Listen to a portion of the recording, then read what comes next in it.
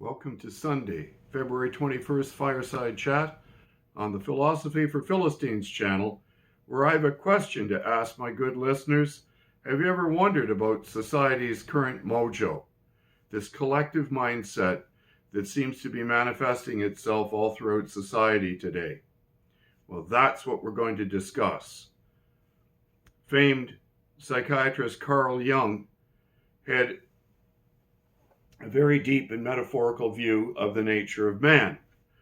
He postulated that we had an ego, that is, our awareness, our consciousness, and the things that we think about ourselves and think about the world, that we have an unconscious mind that is personal to us, and that there was a collective unconsciousness, a sort of societal mojo.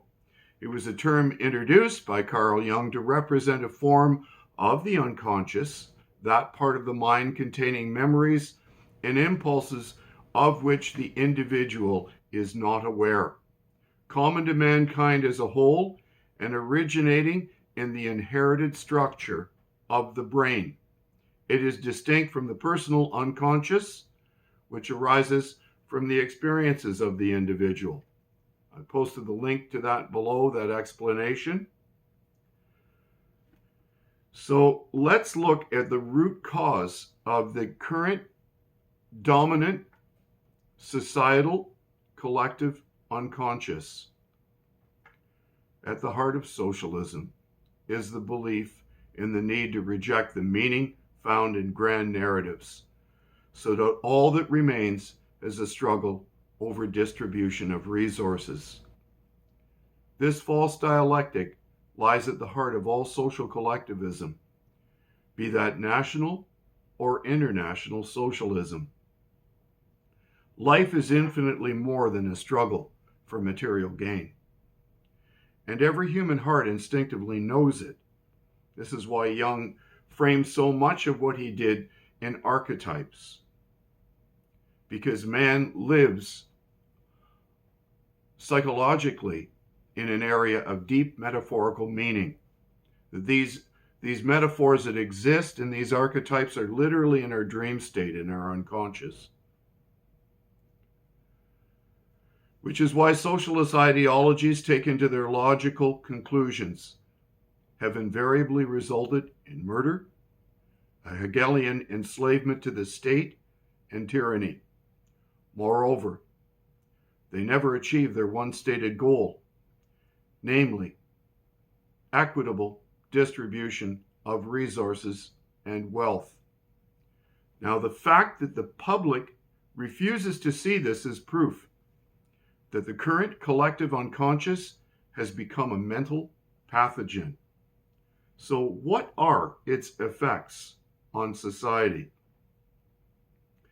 I dislike in this description, which I found in a fantastic book written by Lyle H. Rossiter Jr., who's a medical doctor, on the liberal mind. Obviously, I take umbrage with the fact that Dr. Rossiter used the term liberal mind because it's a misappropriation of the word, as many words are so often misappropriated in a postmodern culture. That aside, he's come to these conclusions. The liberal mind is the first in-depth examination of the major political madness of our time. The radical left's effort to regulate the people from cradle to grave, to rescue us from our troubled lives. The liberal agenda recommends denial of personal responsibility, encourages self-pity, and other pity,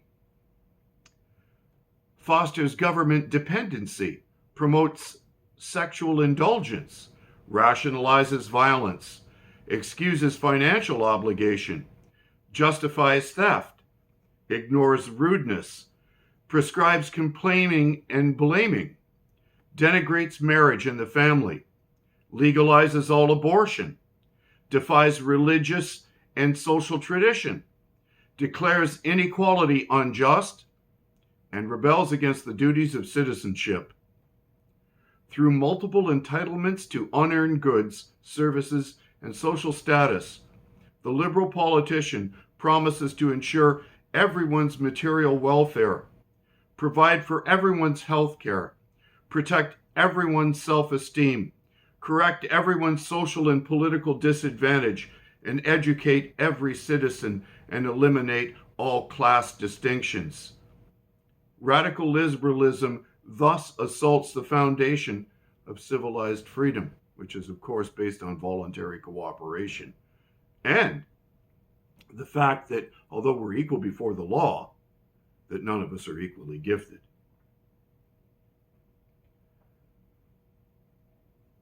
Given its irrational goals, coercive methods, and historical failures, and given its perverse effects on character development, there can be no question of the radical agenda's madness. Only an irrational agenda would advocate a systematic destruction of the foundations on which ordered liberty depends. And of course, liberty is the underpinning word for liberal. It's how the term classical liberalism was developed. It was a belief in liberty, limited, constitutional government, restrained by a separation of powers.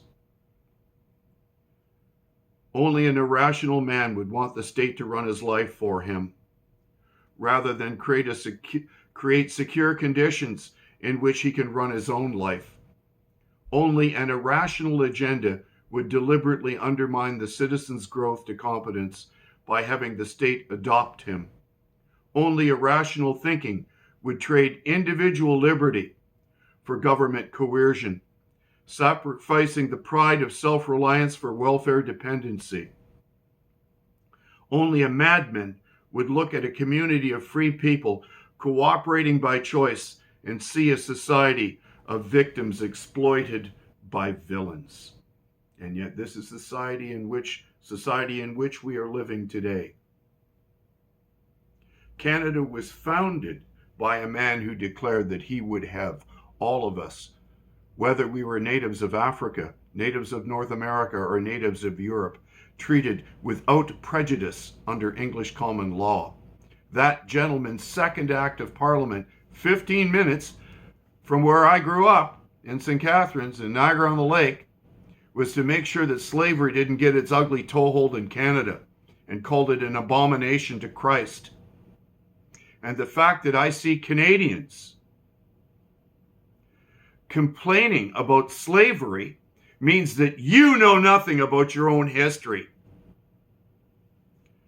This is nothing but a manifestation of a mass mental pathogen, and that the collective unconscious has somehow become toxic. Think about this. Share these things with your friends. I've posted the links to all these articles and to this wonderful book written by Dr. Rossiter below.